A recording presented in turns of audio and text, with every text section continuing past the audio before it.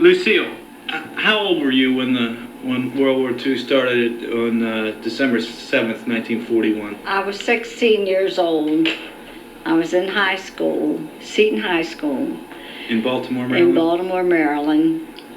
And the rumors were rampant around the high school that California was being bombed as we spoke.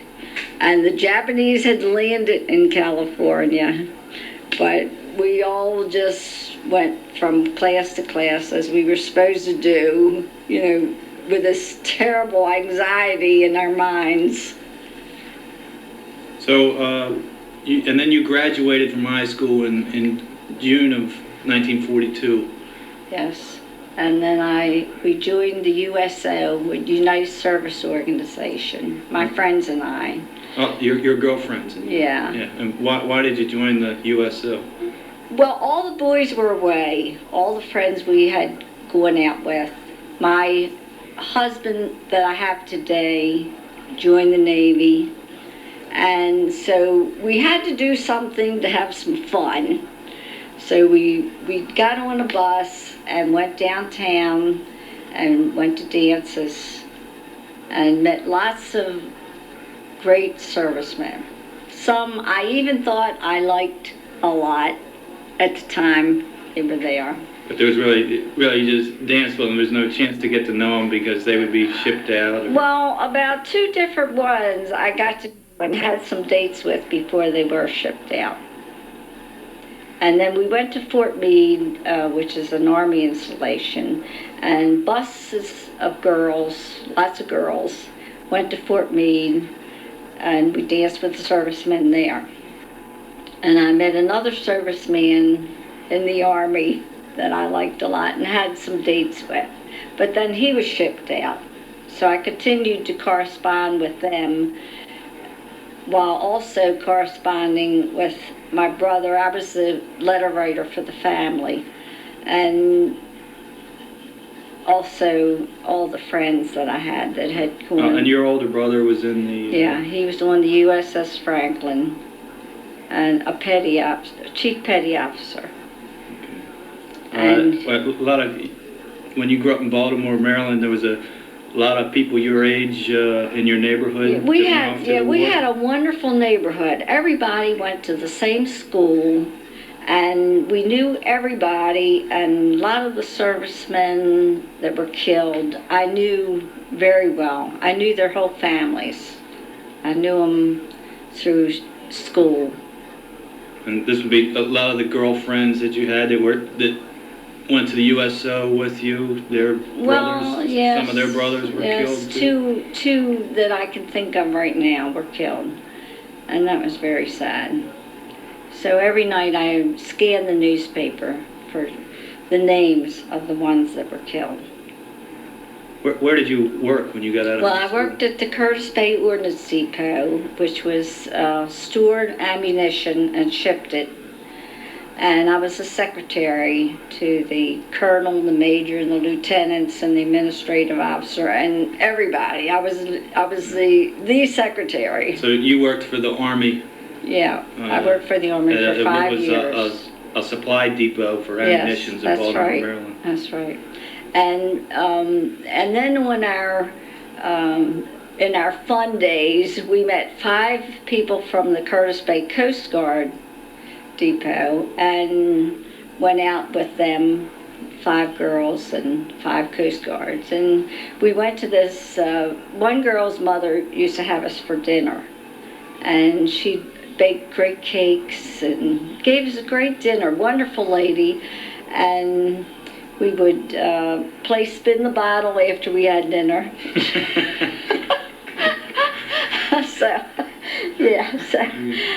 So, you know, with all the worry of the boys being away, and especially my brother and my husband of today, which we weren't actually committed to each other during the war because we were both so young.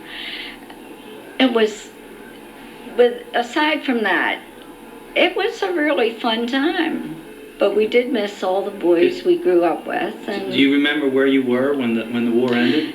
I was on a bus going downtown. I don't know why, but we heard these shouts, "The war is over, the war is over." So the bus did stop, and we jumped off the bus. Everybody jumped off the bus and joined the throngs in the street. And of course, all the girls were kissing all the servicemen. And you were too. yeah, well, you know, what am I going to do? So it was fun. It was really a fun thing, and it was, you know, the war was over. That was the best part of it. Because I didn't know anything about rations, and because first place, we didn't have a car, so we didn't have to worry about gasoline. And the second place, I lived at home, and my mother took care of all the ration books with getting all the food. But we didn't seem to have any trouble because we had so many people living at home that we had a lot of ration books, so we didn't worry about not having enough to eat. You said before that you were in correspondence with your brother who was in the Navy. Oh yeah. Did I talked to you previously? You said that he had some close run-ins on a couple ships he was on. The USS Franklin was hit twice, and once they went to Hawaii for repairs, and the second time they came to New York for repairs, and he was able to come home. And of course it was terrible worry on all of us, especially my mother. The USS Franklin, that was a destroyer? That was an aircraft carrier. An aircraft carrier he was on. Yeah. And that was out in the Pacific Ocean? Yes, but... So the Japanese attacked that? Well, the funny thing, I was just at a dance with my brother, and we met one of the other men that was at our table. They talked together and found out why my brother got hit, because the other man on the other ship was also in the Navy, had made them go in the Japanese harbor to get them out, Curtis. And he says, "Oh, you're the one. You're the reason we got hit." So that was, you know, of course now you... Years later. No, this was just recently. This was just a couple weeks ago. Oh, okay. Yeah. And they, so, you know, Bill said, "We had to come in that harbor of the Japanese harbor to get you out, and that's how we got hit." So...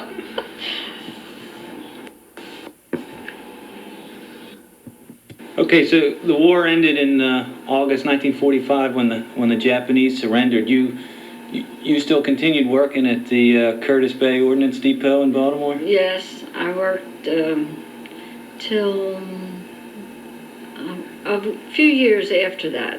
I think I left there in '46. When you got married? Well, I didn't leave when I got married. I left when I was expecting my first child. Okay, so your present husband, Ed, who had been in the Navy, he I guess he came home in, September of '45 after the war ended? Yes, he came home about September of '45, and so I told my mother, I think I'll be getting married soon. So... How long had it been since you had seen him? And you dated him before the war? I saw him at every leave. Every leave he had from the service, we spent that leave together. We would go out together during the day. How often was that? He was in the Navy approximately 3 years. Well, it was quite a few times a year, but we just always liked each other, and it was just like an unwritten understanding that we would finally get married when the war was over. So he came back in September '45, and then in June '46 you got married. Then we got married in June, and then I worked until the following.